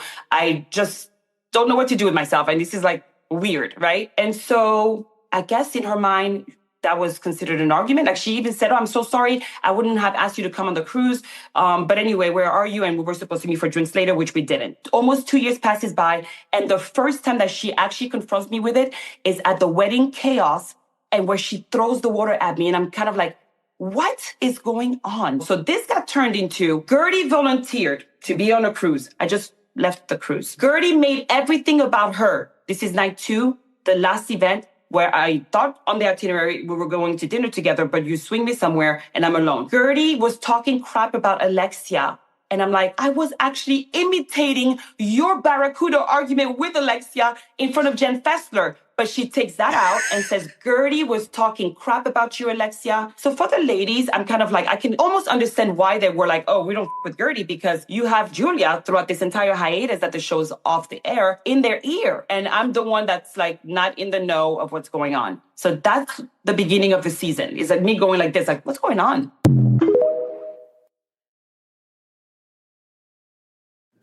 Okay. Ladies, after watching that, opinions. I think that it confirms my suspicions that Julia is a social climber. I've always thought that Julia was very thirsty and desperate on the show. I never bought into the whole quirky farmer lady. I never bought into it. I feel vindicated. Never saw it for Julia. Never saw it for her. Subscribers were in my comments like, oh, Brooke, give her a chance. You're so hard on her. You're so critical. And I said, no, it's a facade. Like she's phony. The way she's ditching her best friend Adriana for Alexia and Marisol, that right there, cozying up to Stephanie, the way she wanted her to sit next to her at the baby shower. I mean, this woman is a true social climber. The way she tried to disregard Gertie, she's trying to, bring up stuff from 2023 into 2024 and 2025. Absolutely not. This woman is desperate to be on this show, and that's why she pulled this stunt. But I have no respect for Julia. I think Julia is a loser. That just simple as that. I don't no respect for her whatsoever. She should feel ashamed of herself for what she's done to Gertie. Yeah. Yep, I agree. And did you guys see the comment that, when you say she's a social climber, even she will throw her own wife under the bus because she was Watch What Happens Live. And she says, in regards to the surrogacy comment that Martina made, in regards, she says, she doesn't believe in surrogacy. She says surrogacy is wrong. You can't have it all. My main concern, and I've talked about this during my Real Housewives of Miami recaps, is the fact that they're raising 2 Black boys. Same. And I don't say that lightly. Yeah. And do they have any Black people in their circle that they could. Of course, Karamo. Taria. You know what's also interesting is that Jen Fessler, two T's and a Dolores, because she's been hosting on there. So two T's, the one T and one Dolores, called Jen Fessler and said, "Oh, Jen was on this cruise. Let's call her." Jen spoke about the incident and also said how Julia was very nasty to them. They were all sitting around the pool and Julia acted like she was too good to socialize with them. I think Julia is like those housewives that could actually kind of be a little bit naive to just how big Housewives is. And then they get on it and they get a taste of it. And they're at BravoCon and everybody's screaming. And she decided, I actually like this. So gone is the, wow, this is a cool thing to do, to like, I need this. And you can see when the switch happens and it makes them horrible, horrible housewives. And that's why she on Watch What Happens Live through Martina. I don't agree with her. Yeah. I don't agree with her. Oh, that's your spouse. Like, I'm sorry. I would like, we could have all the conversations behind closed doors, but to just throw her to the wolves. Like, and that's a big thing. That's like that's your values. Yes. You don't agree with your partner's values. Yeah. So I just, I appreciate the strength of women and especially Black women when faced, because Gertie didn't let a tear slip not once. When she was triggered back to her childhood. And you'll see it, Brooke, all these women that are different from you sitting at a table telling you, you're wrong. None of us liked it. Why did you do it? And then the main ringleader is just sitting there, just so innocent. I'm just so innocent. Gertie, you really, really hurt me.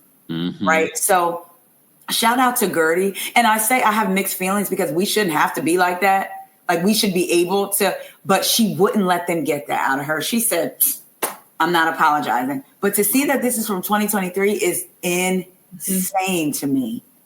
It's crazy. And look, we're not saying that Gertie can't be a lot. She can. But so can every other housewife. Alexia, Adriana, all of them can be. So why isn't Gertie allowed to be? And I'm telling you, I'm disappointed in Kiki. That's supposed to be your girl. When Lisa got into it with Kiki last season, who had her back? Gertie. Kiki is just sitting here now. And I'm sorry, I believe it has to be with her wanting a mimosa and not wanting to piss off the Larsas and the Alexias and the Marisol. And it is so disappointing to see. Yeah. She looked stunning, though, on last night's episode. I was going to say, you took the words out of my head. Her in that black and white bathing suit. Yeah, I was like, in the little blog. She looks, She was perfection. I was like, oh, beautiful. But anyway, but I get what you're saying because I've talked about it endlessly during the Real Housewives of Miami. But two things can be true. Kiki, I'm pissed at you, but girl, you looking good. Why do you guys think that production still has not given Marisol a mojito? She desperately wants it. She's trying to take down Dr. Nicole, hence why Dr. Nicole decided not to be a part of this current season. Plus, she was going through postpartum and things like that. He talked a little bit about that in this week's episode. Yeah. But why do you think production, she got married to that man? Oh, I forgot about that. This season, she got, well, first of all, her own best friend called her out and said that she only got married so that she could get a mojito. Yeah. Then she officially gets illegally married to that man. And they still have not given her a mojito. And I like Marisol for her quirky confessional stuff. But after the season, I'm just sort of like, you are the ringleader. You are going to create the Fox Force flunkies now here in Miami. Yes. And that's dangerous. Yep. But why do you ladies think that they have not given her mojito? Marisol's desperate. Nobody wants desperate energy. Desperation repels. Yeah. Desperation is an attraction killer. You can't be desperate for anything in this life. She's the whole thing with trying to make cockies happen, yes. the little weak reads in the confessional. She's a very desperate woman, and it's a turnoff. And like, especially when it comes to the Housewives, it's one of those things where they'll call you, you don't call them. Like, they want you to not want them. Yes. When you want them, they don't want you. So you have to be like, I don't really care for the show, and let them come to you. Yeah. That's a very desperate, thirsty woman. That's the real reason why she hasn't gotten a mojito, because she wants it too bad. It just oozes out of her pores that whatever she's doing and saying, she wants to be a full-time housewife again. Taria, what are your thoughts on why they're giving him roses? I felt like that because even last night when they were talking, and again, I know Brooke, you'll see this, so I hope I'm not spoiling it too much, but who was going to be on what boat? I thought her and Adriana, for the most part this season, we've seen them have their little ha-ha, he-he moments with each other. Mm-hmm. So I thought, we're not going to get a really heavy Adriana versus Marisol season, right? So Marisol's like, I just can't be on that boat with her. And it made me think, Adriana says, I thought we were good. Is she trying to continue this beef? Yes. To have something? She's trying to alienate Adriana off the show. Yeah. I don't think it's just she's trying to create beef on the show. I think she wants Adriana off the show. And I agree with Brooke. It's the desperate. When they can sense it, they don't want you. Even though I didn't necessarily care for her, when they first came back, she seemed authentic. The thoughts were hers. Like this was just her to do, whether you like her or not. But now it seems like she's acting as the role of a housewife or as somebody, like it doesn't seem, I don't know. She like the whole, I'm leaving. This is so disgusting. The text, it was like, this is so over the top, like even for Marisol. I did notice though at the beginning of the season when she talked about Alexia and Todd, and she said it caused Alexia to do things that weren't even her. And they flashed to Alexia talking about Adriana's boyfriend being divorced, not being divorced, whatever. It was like, did she just kind of throw Alexia under the bus a little bit? And would she be willing to for a mojito? I think she would. She would. Because they weren't all that. They wasn't in touch that much during the times that Miami was off. They weren't besties like that. I think they're besties for convenience. Yeah. Stephanie. So Stephanie makes a comment. You'll see this when you watch the episode, Brooke. They're moving back into the house that Masood, and I'm sure you probably also saw what the Reddit streets have been saying about Stephanie and Masood and that relationship with the ex-wife and being sued from his children for taking millions out of their trust. And apparently, allegedly, the wife's family's money is what started his real estate empire, quote, empire, because we're not sure if the money is moneying there. How are we feeling about Stephanie? Because on this week's episode, and you'll see this, like I said, Brooke, you'll see that they're moving back into the old house that he used to live in. Because when he got divorced from the ex-wife, they moved out of that old house and into a condo. Now he wants to move. Masood wants to move back in.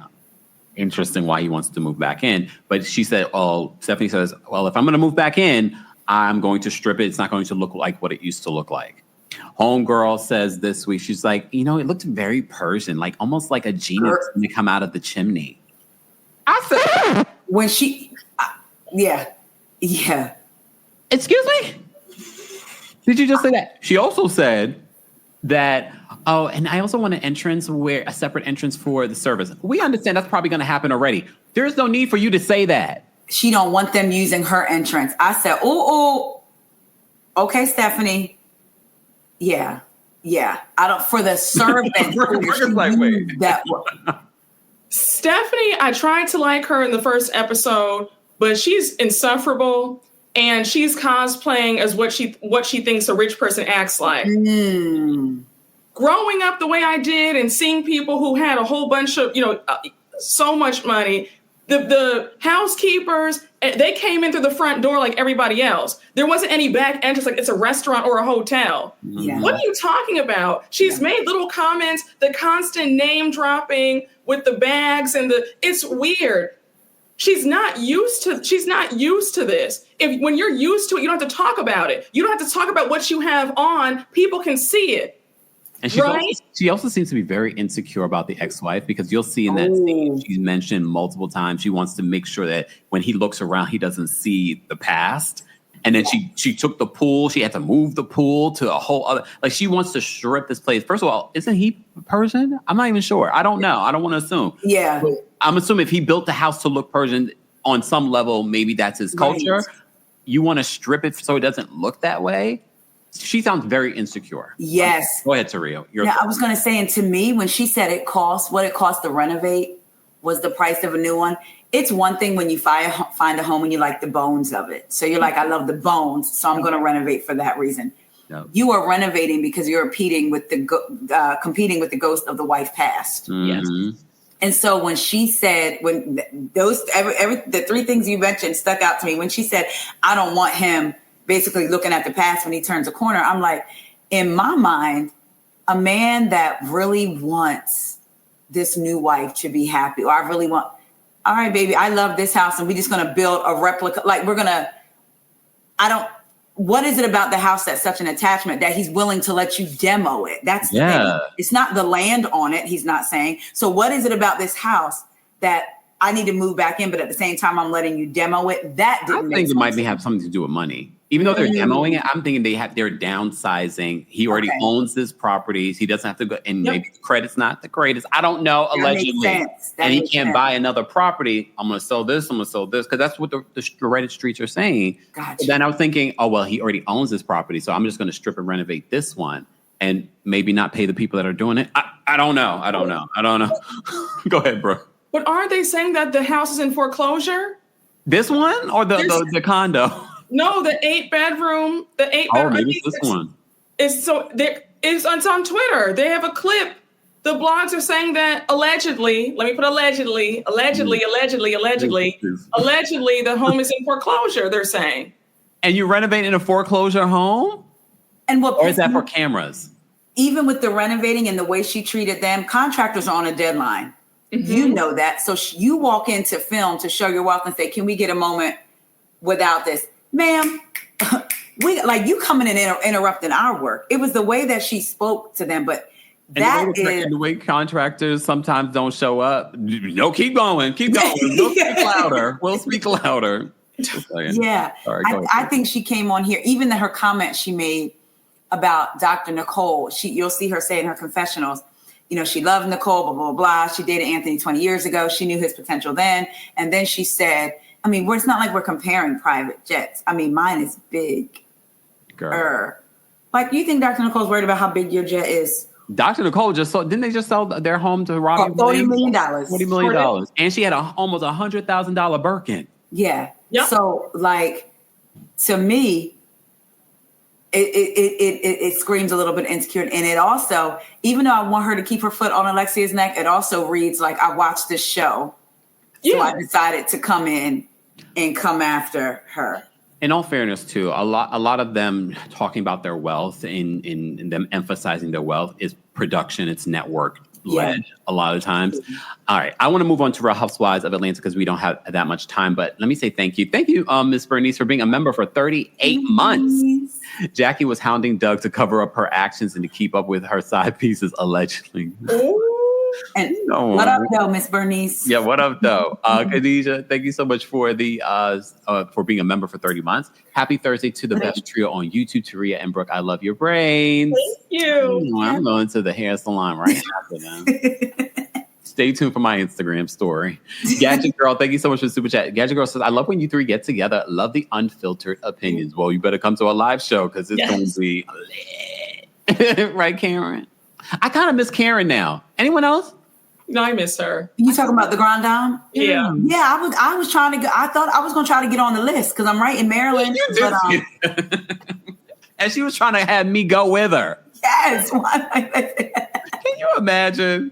Dr. Miss Honey, thank you so much for the generous super chat. Dr. Miss Honey says, have y'all seen that Charlie was oddly present for one of the arrests in the Soho crypto kidnapping case? I did. I talked about it on my Club Kempire podcast episode. Subscribe today. Shameless plug, but I'm just saying I did talk about it. I don't know where I talk about everything, but I know I talked about it there. Yeah, he was oddly present when one of the crypto bros was being arrested. Charlie from NextGen NYC, for those that don't know who she's referring to. Two, thank you so much for the super chat. Tamara and Shannon had a toxic friendship. Yes. I agree. I think any relationship with Tamara is toxic. Yes. Thank you, Latanya. She says, I love when Kempire says podcast. It's me, MKC. Thank you so much. She said, Isaac Mizrahi is a miserable has-been who designs and fashions aren't even good enough to be carried at Ross. Ooh, you better. Now that is a read, honey. Keith, thank you so much for the super chat. Keith says, just like her facelift, Julia is giving nothing. Exactly. Martina isn't even interesting enough to keep her on the show. A waste of martini glass. Yeah, and I think that's why she sort of not denounced, but said she doesn't agree with Martina's. Well, I guess it's denouncing.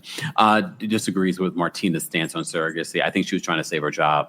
Yeah. I feel like she's thrown Martina under the bus so many times and not shown up for Martina so many times over these few years. I'm like, yeah, Martina just lets her get away with it for whatever reason. Maybe Martina doesn't feel like she'll get another, but yeah. I am Unique. Thank you so much for becoming a member. All right, let's talk about Real Housewives of Atlanta. The season is finally over, ladies. So much has played out. NeNe is on social media saying that she's been trying to beg to get her job back. I know. Allegedly. Okay, before the NeNe haters like, you just can't stand I'm being facetious. Calm down. I think NeNe would be fantastic. So, and then Kenya is in the middle of a legal battle, but I think she says they're working on some sort of agreement. She invested thousands, almost hundreds of thousands of dollars into the hair care spa that's open on weekends. Jokes, calm down, Team Twirl. Atlanta, buckle up. And Kenya's in the middle of that. Apparently, they're going to work something out with that. And then Shamia took so many L's from every which way, okay, during this, not just reunion, but season. And after. Lord have mercy. That video. My behind was clenched watching it. You know how when you get secondhand, like what happens to y'all when y'all get secondhand embarrassment? For me, my butt goes like this. I have to. Wait, I get secondhand embarrassment anytime Shamia is on screen now. She's so cringy. I'm going to go with Brooke. Brooke, what were your thoughts? First of all, you can share your thoughts on the NeNe and the Kenya of it all. And then let's get into the season. With NeNe, I don't know. I think that we might all have to just give up the hope that she's coming back. I think I just don't know at this point. I've just put it out of my head. You know, if she comes back, great. If she doesn't, it is what it is. Kenya in the lawsuit, she's not going to be back for season 17. I'm upset about it. I'm angry because I'm just like, Kenya, I wish you did not do that at your event. Like, I really wish you had just left that alone and just paid that girl dust. She would have gotten her own self fired. You would still be back. You would have been back on the rest of the show. You wouldn't be dealing with this. So it's upsetting. Yeah. It's upsetting. Yeah. Oh. In my heart of hearts, I want NeNe to come back. Like Brooke said, I felt like this has been the closest to me believing a little bit. But now I'm like, Brooke, I got to put it out of my head. And if it happens, it'll be a wonderful surprise. With Kenya, when she did her YouTube video a couple weeks ago and said, so, I told you guys that I had a TIA agreement. I don't remember her ever telling us that. But I'm going to be honest. My first thought was, she's telling us this because something is coming. Mm-hmm. So then this something is coming. Now, I do have a question for lawyers or anybody who works in that area. I know if I was having an issue, whether it was refinance or something with my lender, I would still have to pay my mortgage, but into escrow. Yeah. So that way, when the problem was solved, because when I rented at a place, they did something like they came to do something with a light. And they caused like the fuses to bust, and it was a lot of stuff. And I was like, you're going to have to do something. So I paid my rent to escrow. That way, when it was solved, they wouldn't say, now you got to get out because you're 3 months behind. So I was wondering, even with the TIA, wouldn't she still have to pay her mortgage, but her rent on the building, but put it in escrow? I also feel like I was really looking forward to being able to enjoy Kenya this season. It would have been my first season. Now, I say that, but I also know the value she adds. I may not have been Team Twirl, but Atlanta and Kenya go hand in hand. I feel like, I'm not surprised she's not coming back because I feel like Bravo was kind of trying to figure out a way to put her on the outs anyway, and this just gave them that. And I would be very shocked if she did return. I feel like, a manager that's been wanting you gone and then you finally come in late for the 13th time and cuss somebody out. Boom. Now we can get you. Give them a legitimate reason. Your legitimate reason, and you're out of here. This season of Atlanta, I had some enjoyable moments, some laughs, but overall, I was tired of the Drew thing didn't make sense. And even at the reunion, everybody's coming for Drew, but now they're also trying to change the narrative. I liked Kelly. I won't mind Kelly coming back, but girl, somebody better keep their good eye on you as well, because you kind of go with the way the wind blows. I feel like Shamia, I was so embarrassed for you. I also see how her and Portia have been friends for so long because they're not that dissimilar. Phaedra, depleted. Yes, Lord, the headband is so ugly, but I'm cute sitting here. Cynthia, I wanted to be like, Auntie, it's bedtime. That's the energy that she gave. Auntie, it's bedtime. Angela, my favorite thing she said was when Shamia was saying people were calling me a lapdog for the 37th time, and she crossed her legs and said, I need you to get rid of that. I need you to stop that. And then just turned around. Then she said, I'm too big to sit on anybody's lap. She was giving it to me. I think Drew held her own very good against Portia, against all of them. And I think Andy enjoys doing the Black reunions. Probably has more fun. More fun. Yeah. But did y'all notice? And it could be just me picking. I'll admit that. But I felt like a lot of the issue when it came to Portia and Shamia or Portia and somebody else, he was very much trying to make sure they understood Portia's side of it. Yes. Did you catch that too? I was like, especially in part 3, I was like, Yes. I was like, okay, that's his money on the line, I guess, but I was like, wow, and I think they see it too. And I think when that happens, it almost sends a message to the cast, like Potomac with Giselle. It sends a message like, don't mess with the queen. All right. Do you think, I know you said that Drew held her own this season. What about Drew and Ralph and his new song that just came out? We don't have to talk about the song, but I'm just pointing it out. Brooke, what did you think about Drew this season? If you had to give her a grade, A, B, C, D, E, F, G, how would you grade her? I think Drew had a pretty flawless season. I would give her an A. I've been singing her praises. I think that she was up against a lot. Everybody came at her, and she handled them flawlessly. She had the meme of the season. So did you sell it? The cat.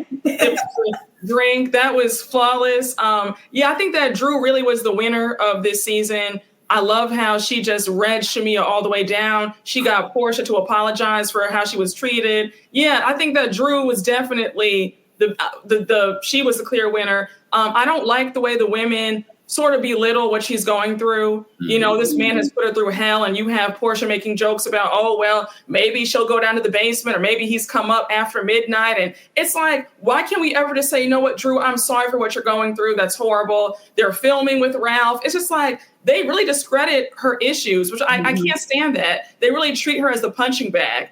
Yeah. Even Kelly trying to jump in and trying to throw shade about, well, you didn't buy anything at the Balmain event. And she said, no, I actually did. It was after. But I just don't like the way they treat her. But besides that, I would give Drew an A for the season. She did a great job. What would you give Shamia? Shamia, I would give her a C- D. Like, she barely passed, a 68. Barely passed. she gave us a strong first 3 episodes. I thought were good. The introduction, I liked the first episode. Second episode, good. Third episode, the back and forth with her and Angela at the Balmain event.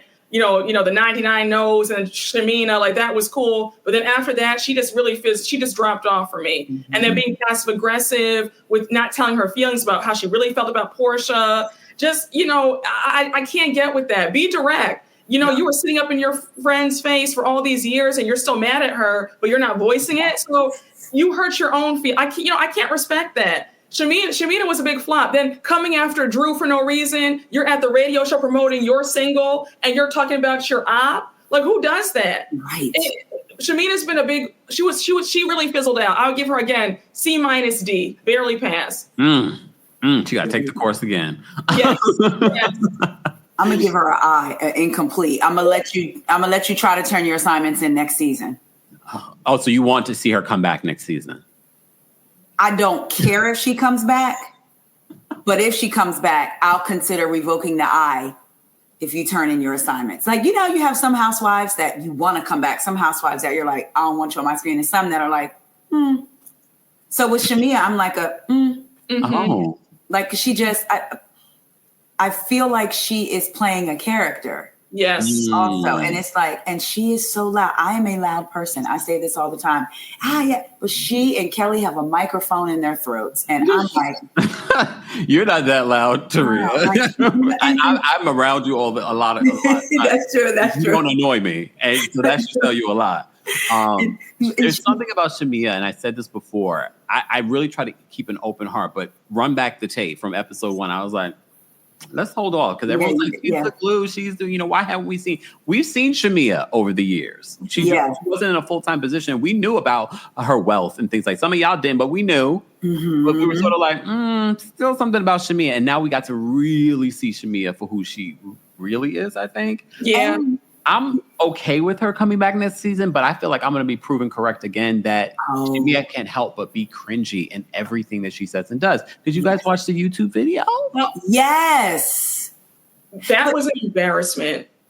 Before you say that, can we go back to the reunion real quick? Yes. Did she low-key try to throw Candy under the bus in a way, but not to kind of get out of it when it was the whole she congratulated me, she didn't congratulate me, and Portia said, you went on Candy's YouTube and said I didn't. And she goes, it's an edited show. So then are you saying you said it and Candy edited it out? Like there's a sneakiness about her that I don't like. That's the word. She's very sneaky. She's very sneaky, and she likes to lead with this, woe is me, I'm the victim, feel sorry for me. She wants us to feel sorry for her. She wants to be pitied. That really drives me insane. Yes. Yeah. I think one of the things that stood out for me from the reunion was that, you're a liar like everyone else on this cast. Yes. She was a liar. And I didn't see that with her during the season. I was like, oh, wait, you're a liar. And the fact that Angela and Drew said that it felt like you wanted to open up to us. Like, we never even asked you anything about your relationship with Portia. It's like you wanted to open up to us. And Portia, okay, if you had to grade Portia, ladies. Wait, first of all, Taria, did you give me, you gave me the incomplete. Incomplete for Drew. No, for Shamia. Oh, Shamia. I'm sorry. Incomplete for Shamia. And for Drew, I'm going to give her an A-. I'm taking off points because you're showing up late. Either they telling you the late time. I'm tired of seeing you stroll in. And I wanted her to be a little bit more into it when Angela was there. Now, I understand why. When they were getting on Angela, I understand why. Because you feel like, man, they've been coming at me the whole season. But also, girl, you got to get in there. You got to help your sister. She had your back. She brought you on this trip. She made sure you got camera time, like the Portia trip. Like, so you got to jump in there. So I think Drew handled hers. And not only that, we always say that Drew, she was a liar. But I did have to go back and think, okay, Taria, what are the things that you remember? Because sometimes it is easy to run with a narrative about somebody. Yeah. Oh, yeah, she lies. Oh, yeah, she lied. What has she lied to you about? Or were y'all just watching the show from seasons before? And Kelly saying, that's about the ball main. That pissed me off because that's not what you were trying to say. You were trying to embarrass her. Yeah. And I do think that Drew didn't know, this still not going to go to the thing. And for when Kelly said, that's what I was trying to tell you. That's what, out of everything, that really made me look at Kelly funny. Like, oh no, you was trying to get in with, okay. Oh yeah. She moves with the wind. Yeah. She moves with the wind. Before I forget, Portia, how would you both grade Portia? Go ahead, Brooke. Reunion or season? No, for the season. Okay. Season. Wait, Brooke, you were going to say something before that? Well, no, because I was going to go back to the video with Shamia. Shamia, yeah. But go back to the video with Shamia. I'm all over the place. Go ahead. The video with Shamia, I mean, I have so much secondhand embarrassment. For her to bring her mother and her cousin on there praying for her, the mother's prayer, I don't think that even went past the ceiling. I don't know what that was. The cousin talking about it's a circumcision. When I'm sorry, the prayer was. I'm not trying to be funny. That prayer was not it. Yeah. Shamia needs to take accountability that she buried her own feelings for years and did not address it with her friend in private. She sat up there trying to paint Portia as the villain, and Portia is not blameless at all because I whacked Portia all throughout the season. Mm-hmm. But in this case, you cannot blame Portia when you were not upfront about your feelings. Yes. And that prayer that her mom had was really ridiculous. Wait, hold on. What the? I know a lot of people keep saying this because they said it during the reunion that Shamea, she keeps all the feelings inside. I think I agree with Angela now what she said on the after show. No, Shamea played the long game. Yes. Shamea kept her feelings inside because she was playing the long game, not because she didn't want to share her feelings. She played the long game. She said, if I share my feelings, I'm going to miss out on an opportunity. Yes. So I'm playing the long game. And Kelly confirmed it. Kelly said, I told Shamea, this is your moment. And what did Portia say? No, her moment was when I talked to her privately. And Kelly said, no, give her moment. I said, oh, okay. Yep. So you've been having conversations with Kelly also.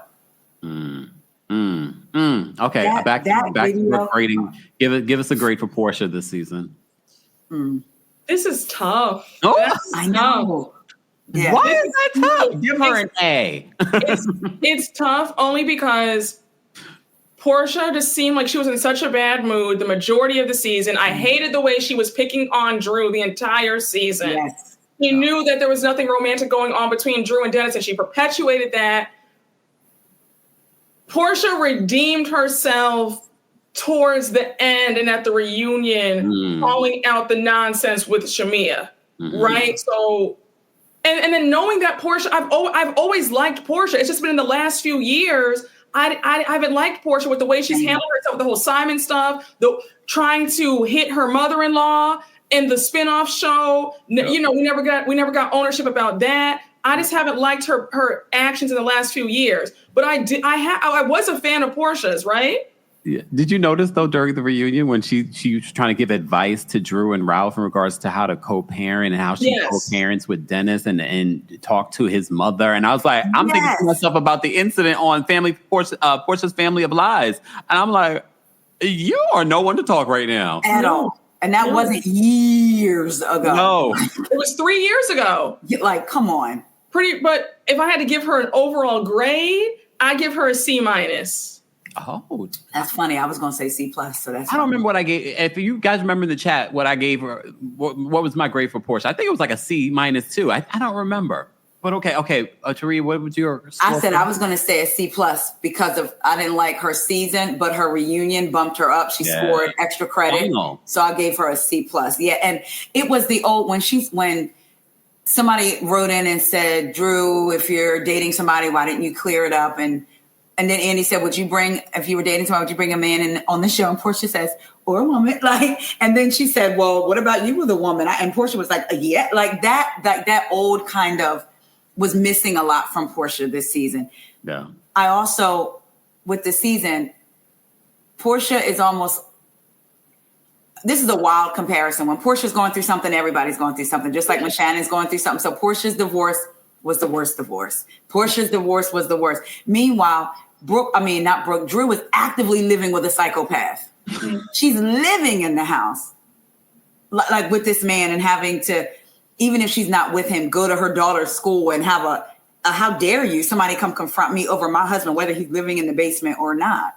So, but her reunion, she showed up and showed out. And I believed, there were certain points when I wholeheartedly believed Portia. And then there were certain points when I was like, they both lying and leaving something out. Neither one of them are very credible. Yeah.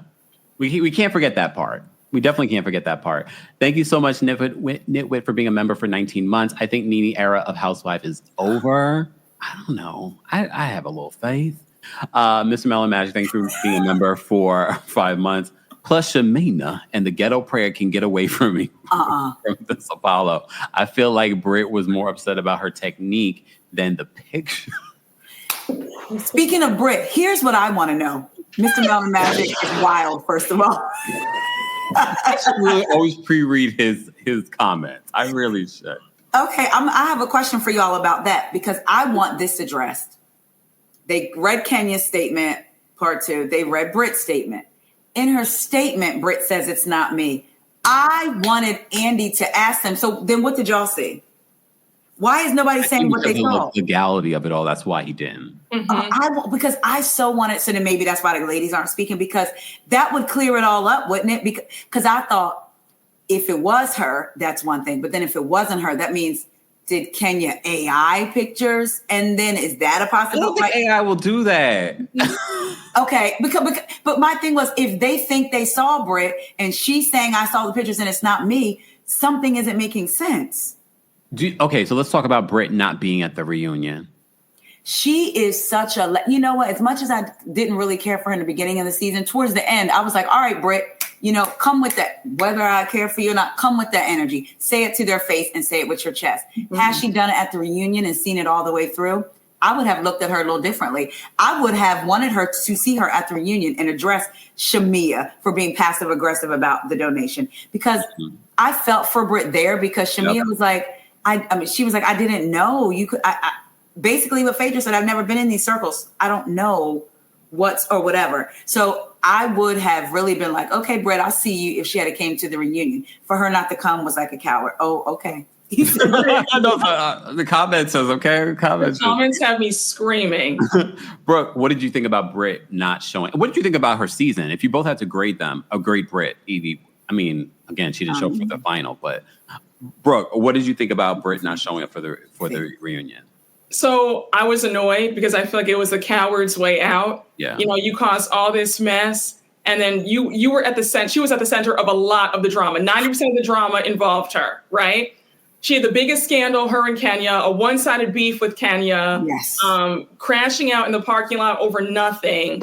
You know, the whole donations thing, that horrible country club party, which he's getting sued by the country club, still is on the hook for not paying the event planner, all that. But I say all that to say, as angry as I was that she skipped out, somebody made a great point in my comments that she actually destroyed Shamia and Kelly's plan.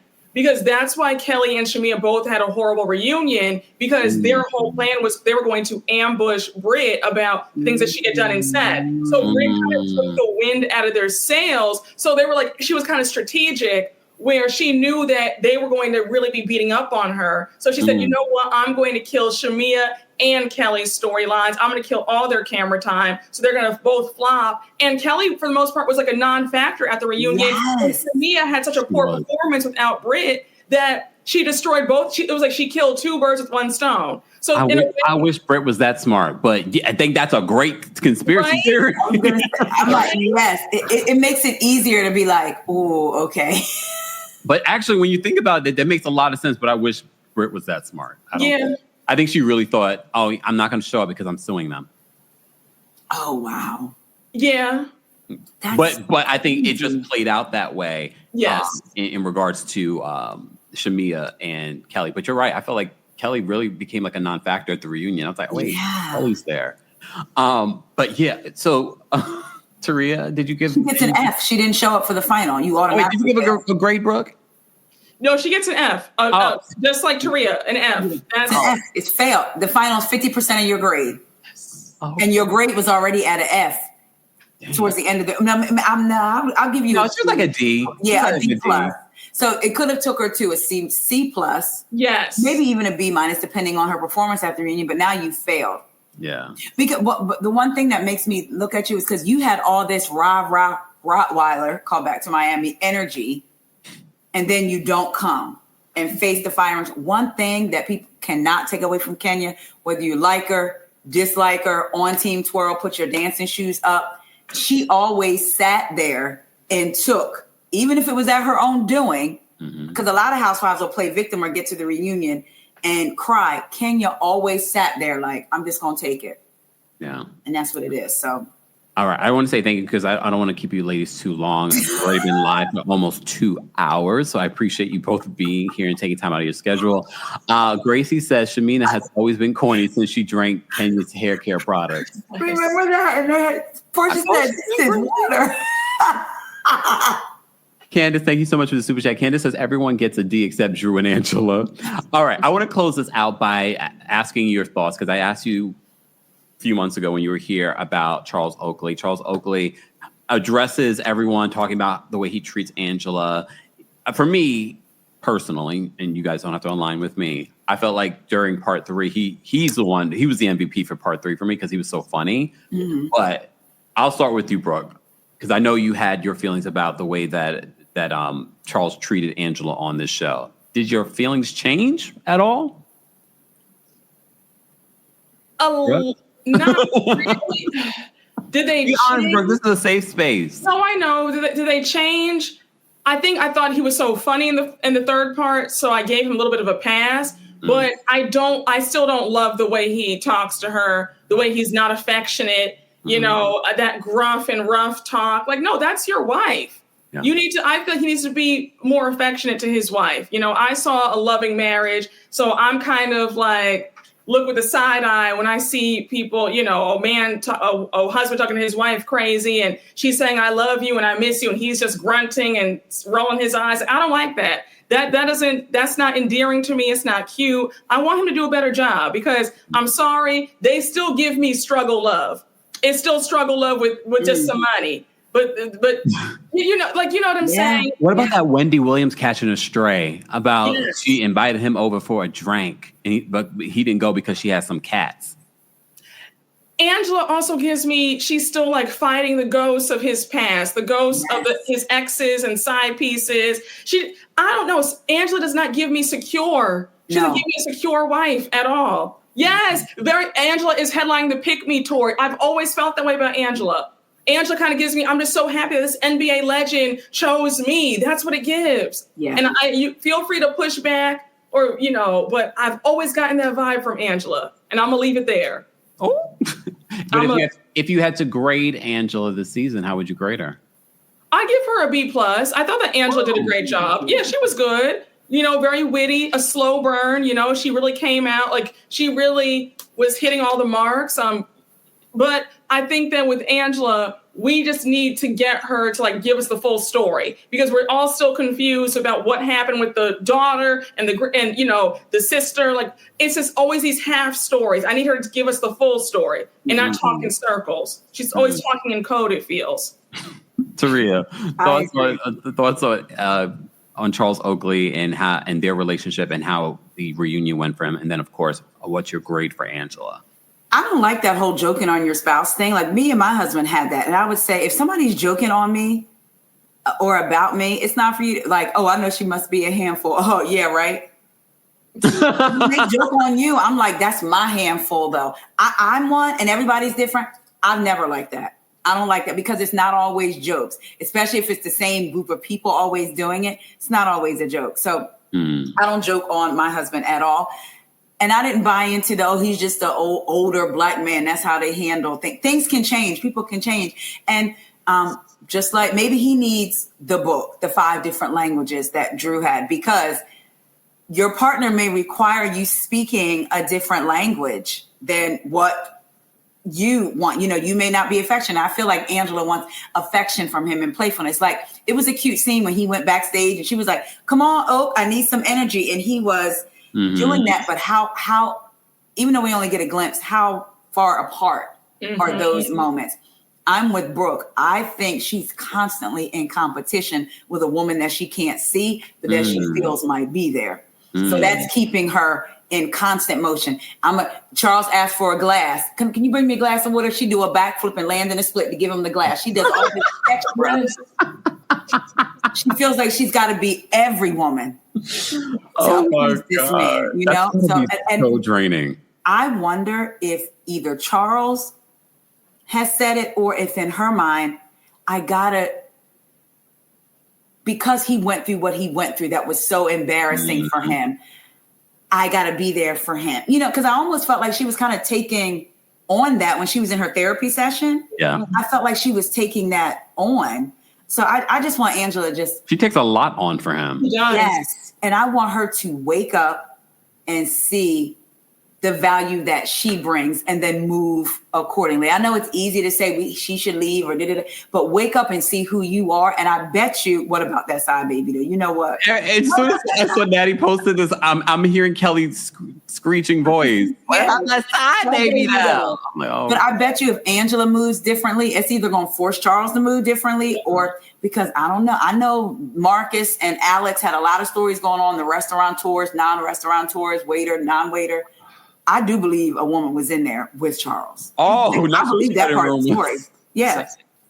Oh, okay. I asked my audience this question in regards to whether or not do you think that Charles is current, because they already admitted there was cheating infidelity in their relationship early on because of the whole Madison Square Garden incident.